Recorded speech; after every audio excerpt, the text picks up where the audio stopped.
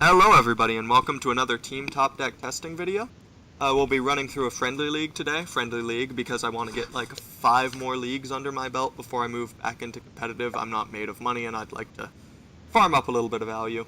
As you can see, we got the quick 2-0, totally out of skill, not going to show that video, and an opponent rage scooping twice in a row, I assume. Might have had some connection issues, I don't really know, but I probably shouldn't be blasting them. Who knows? They weren't rude. They're very polite. Anyway, moving to the next game. Yeah. So, playing green-black elves in this league, as you should have seen in the deck tech, although this isn't gonna be part of a playlist. I guess I should make a playlist, right, AJ? Yeah, that would make sense. Yeah, I should figure out how to make playlists on YouTube. I'm pretty technology adverse, so bear with me on getting the channel set up and with the poor quality of these early videos. I hope we get a match worth sharing with you guys this time instead of, well, the sequencing of the first 3 turns. Yeah. Yeah, you were kind of handed a win. I mean, sometimes you get the bye. I didn't know you could get the bye in a league, but I did. It felt as good as getting it in paper. I mean, Visionary helps keep this hand a little. I'm not a fan of it, but I am on the draw. That's not really a consideration normally. But when you have a Visionary, that gives you 2 draw steps to hit something more relevant. And Visionary's still pretty good. You still have this hand still has an Azuri, still has the correct amount of mana and a Dork on turn 1, has a Shaman of the pack. It's just missing a way to get critical mass. So I think I'm going to keep this. I agree with that decision. Yeah, especially because critical mass doesn't get easier on lower numbers. Another Thoughtseize deck. Probably taking the Lawnmower Elves. I could see taking the Visionary if they're controlling deck, but I definitely wouldn't agree with it. There we go. Ooh, Streak. Shadow. Well, I'm not sure if I'm attacking with it yet, but I'm definitely playing. Oh, thought I clicked that. Oh yeah, to reveal. I forgot you have to click multiple times. Alright, so if they don't have a Death Shadow or Tarmogoyf, which are probably grixsis. Alright, well, not attacking. That's the first lesson we've learned. Do not attack into 4/4s that are yet to become 4/4s. Let's just play these out, show him cards he already knows. Figure out what we're doing with our life later by dropping this. Always yes, always yield. No reason not to. But the Shaman, right? Yeah, he knows about the Shaman. That's unfortunate, but... Ooh. Not swinging. You know what would be a great draw? A Heritage Druid. Depends what my opponent's about to do here. That's But true. yeah, under pretty much every circumstance I could think of, I agree with you. My opponent's getting frisky with their life total. Heritage Druid might kill them if I top deck it. Let's see. 1, 2, 3, 4, 5. Sorry, 1, 2, 3, 4, 5, 6, 7. Yeah, if they shock one more time and I draw 8. If they fetch and I draw a Heritage Druid and they can't stop, like, kill any of my creatures or counter my dudes, I just kill them next turn. So if they, like, tap out for some Delve threat, they're dead. If I draw the mana, obviously. They're taking it. I have to... Well, let me rephrase. I have to imagine they're taking Shaman of the pack. I can't imagine anything else being quite as good as that. So I'm going to start getting into chump block territory pretty quickly here. Oh, alright. I'm gonna assume that was a misclick. Not necessarily. Um, like, it's reasonable to be afraid when he's at 4 life. Because then I could, like... Because, like, consider that it would be lethal if I top deck Shaman of the Pack and then attack with both creatures, because that's 3 damage, and then he has to let at least 1 through. I think that was the correct play, if he has a Battle Rage in hand. I don't think he can afford to take the time off otherwise. Because I'm about to start swarming the field.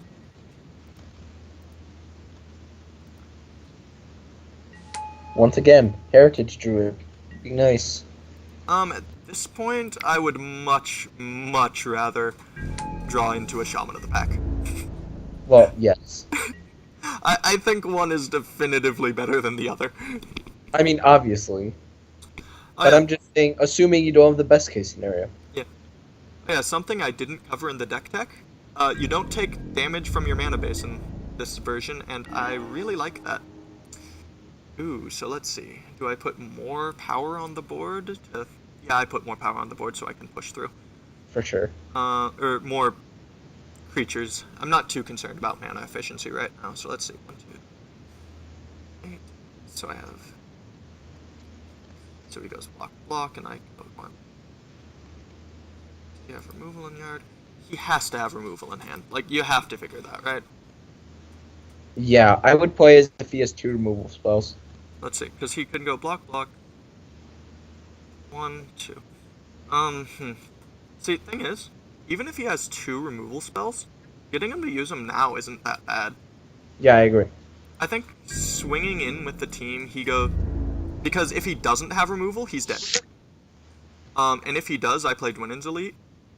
So wait, let's think. Because if he does, then next turn isn't as sure. Because let's see, 1, 2, 3, 4, 5, 6. So he'll go block, 1, 2, 3, 4. And I'm presenting lethal now, and I'm gonna be able to have a chump blocker. I should have played this pre-combat in case he had removal, or in case he had a counter. Because I'm thinking, because like next turn it's a lot more safe. I think I'm supposed to attack. Yeah. If he's smart, he'll get rid of Sentinels. Yeah. If he's smart, he gets rid of Sentinels. If he's unlucky, then he's dead. Haha! White Source Restoration Angel Dwinnen's Elite.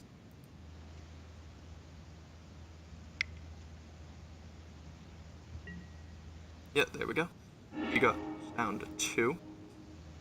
Which is deadly. I mean, if he has the Battle Rage, that is another thing I should have mentioned as a consideration, but most grixis lists don't actually run the Battle Rage main.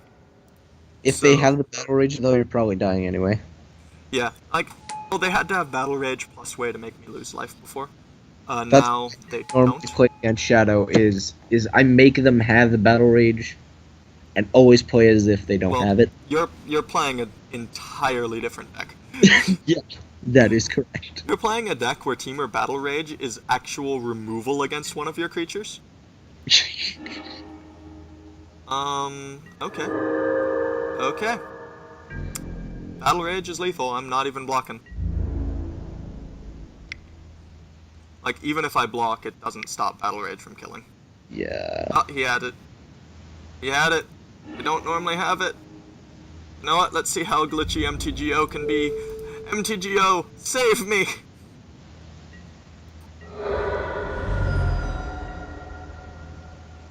Nope. I was gonna say, wait, what? Why am I alive? Yeah. I was like, no, don't actually save me, Moto. That's sad. I'd have to concede out of shame.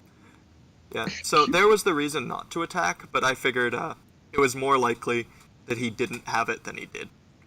Anyway, moving on to sideboarding. This isn't really a Kitchen Finks matchup.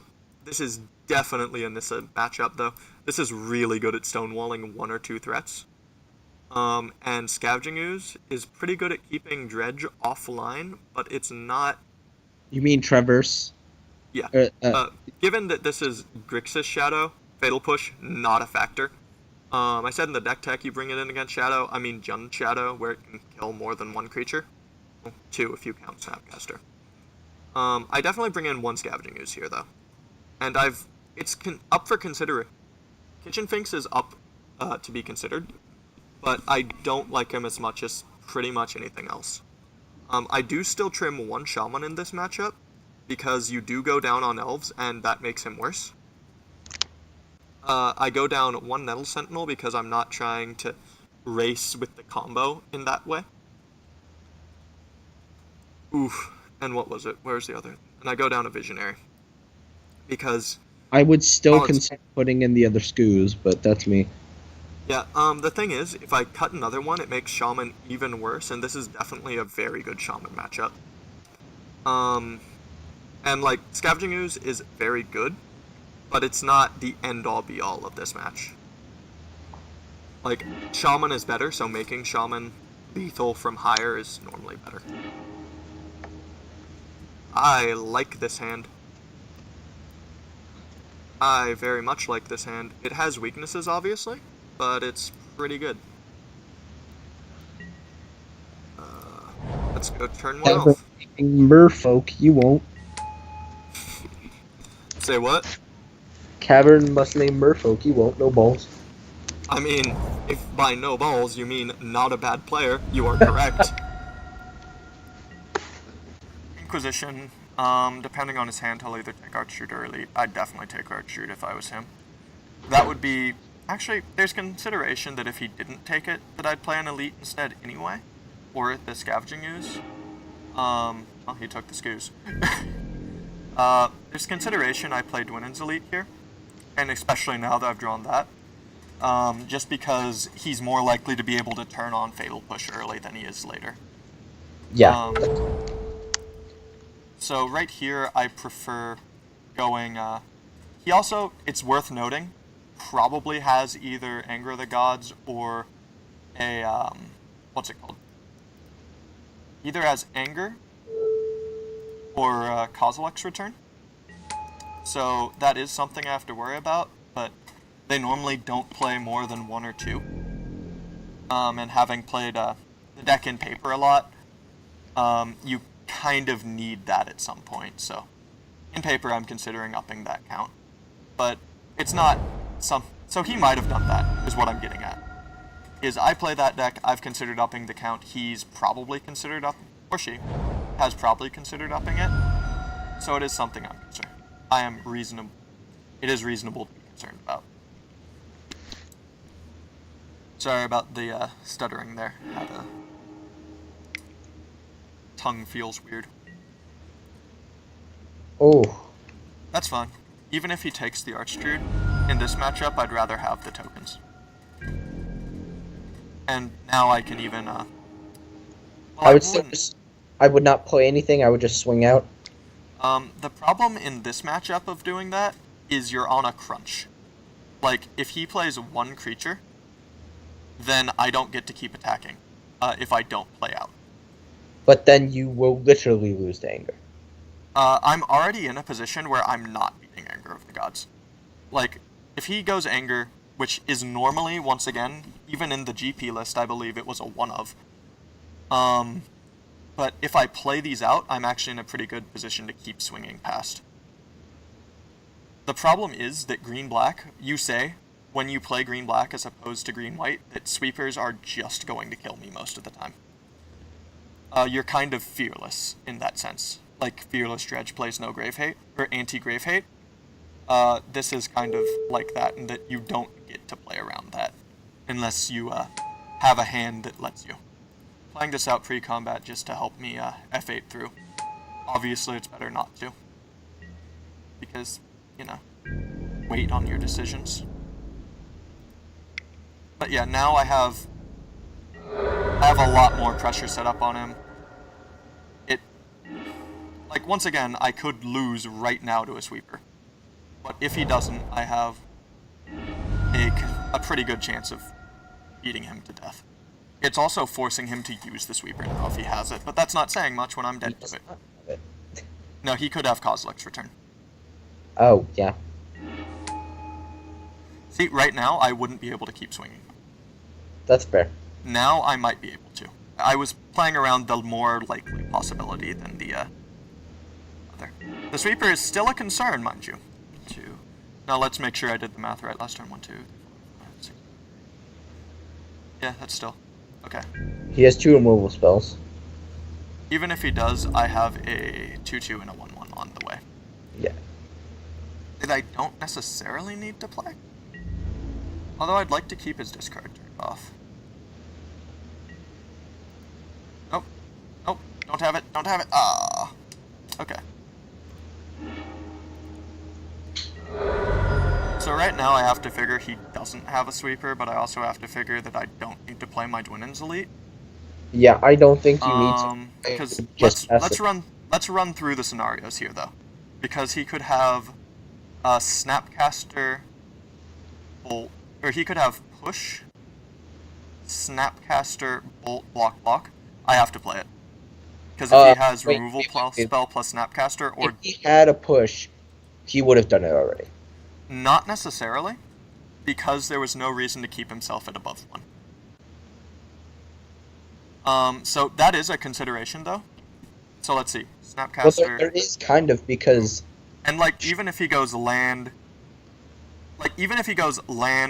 terminate...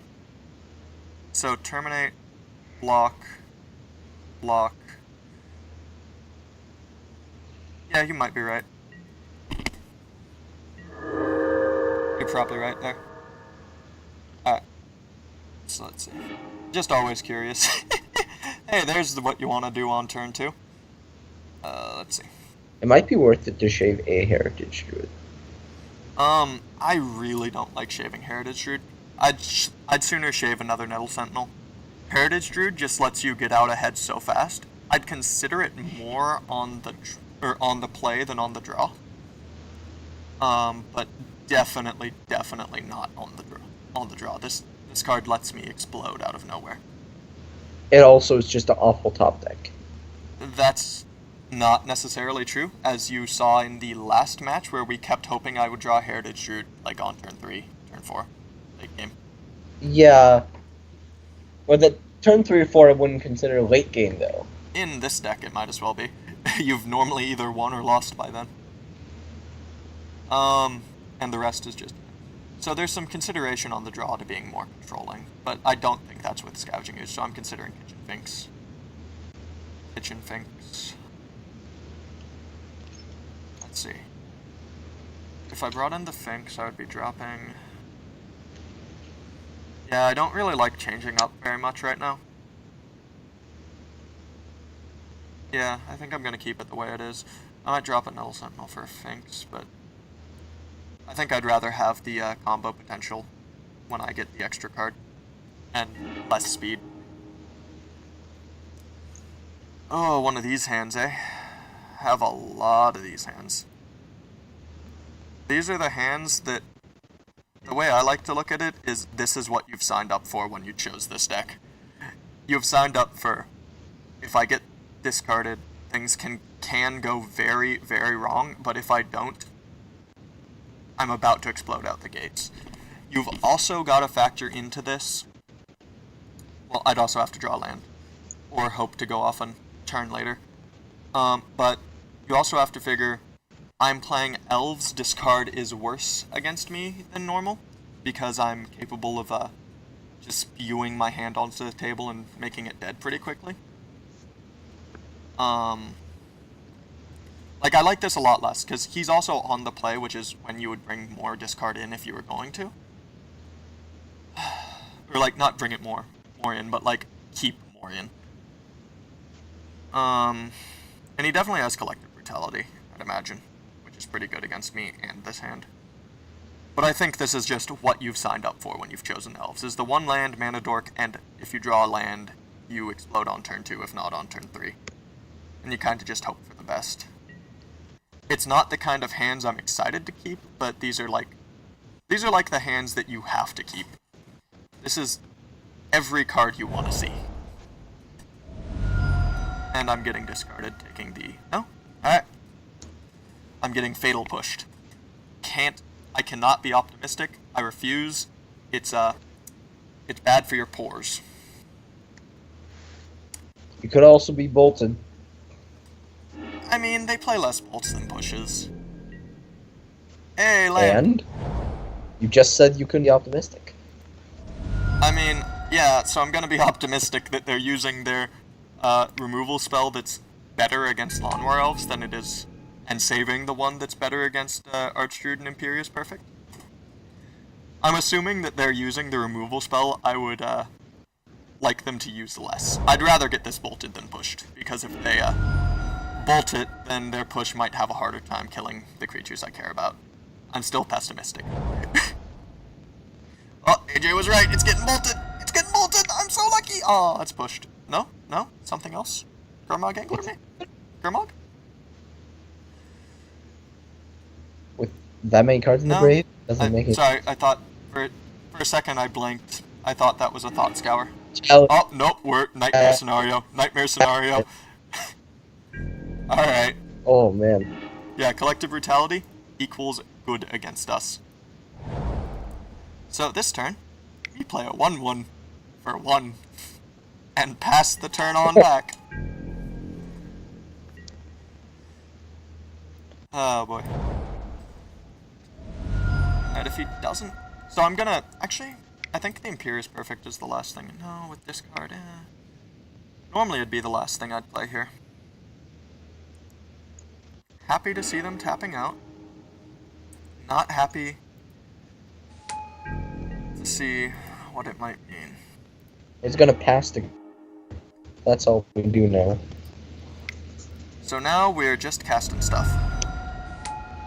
We're casting stuff and hoping beyond hope that our opponent cannot stop us. Okay, so there's some reason to play the Imperious Perfect first. Just because it helps us start chump blocking sooner. But I don't think we're in that territory yet, and if he uses a sweeper, I'd rather post-sweeper follow-up. Yeah, I would do Archdruid. Yeah, and Archdruid just lets us play a lot more. And I'd infinitely rather have my Archdruid killed than my Imperious Perfect. Exactly. Like, Imperious Perfect is a one-man army. Like, I'm sorry, but it's a lord that creates tokens that it is a lord of. That's just so good. Like, imagine that was a merfolk, seriously. Oh gosh. Yeah, if it was a merfolk, it would be like Bitter Blossom was banned. It wouldn't be worth it. Like, no, it wouldn't actually be banned. I just think that would be funny. Okay, let's see. 1, 2, 3. Play that, draw a card off of... So I say 4, 5, 6, 7, 8, 9, 10. I like drawing a card first here. I might draw into a Collector Company, and I'd rather Collector Company. Yeah, I'm not going to use Pendlehaven. Heritage Druid. Not the best, but it is kind of free. Okay, so I would tap the Heritage Druid, or tap everything but Archdruid. I think I'm tapping Archdruid and I'm going to swing. Right? Really? Yeah, I'm going to swing for 3, 4, 5, 6, 7, 8, 9, 10. I don't think swinging for 10 is like something I need to defend. Yeah. Let's see. But you're not going to Shaman yet. I don't believe I am. Because I want to go Archdruid, Heritage Druid. Yeah, that's fair. I see your point. Although, actually, I think I'm going to Shaman. Just because I get to go tap 3. But that's... Yeah, because I get to tap 3. It makes him do anything pre-combat. So I know what's happening. Yeah, I think I like... Yeah, exactly. Yeah. And you could... If you wanted to, you could even just play Imperious Perfect. But you don't need to. Well, I'd have to play more elves. I don't feel like that's the correct... Yeah, I'd have to... I wouldn't be able to attack. So now if he has removal, he uses it. And if... Oh, nope, we just win. Alright, so this is why I like green-black elves. Sometimes this happens. Because this is going to be 3, 4, 5, 6... Yeah, that's like 7 damage on its own, and then I have another 7 there. Yeah. So, this is what elves does. Or at least what you hope it does. Anyway, this has been a Team Top Deck testing video. This has been Green Black Elves. And thank you for watching round 2. I will hope to have this video up tonight, and I'll try and post one video every night from this league from now on. Well, not necessarily this league. I'm probably going to finish this up later today or tomorrow. I'll try and have all the videos up and posted. Anyway, thank you for watching, and have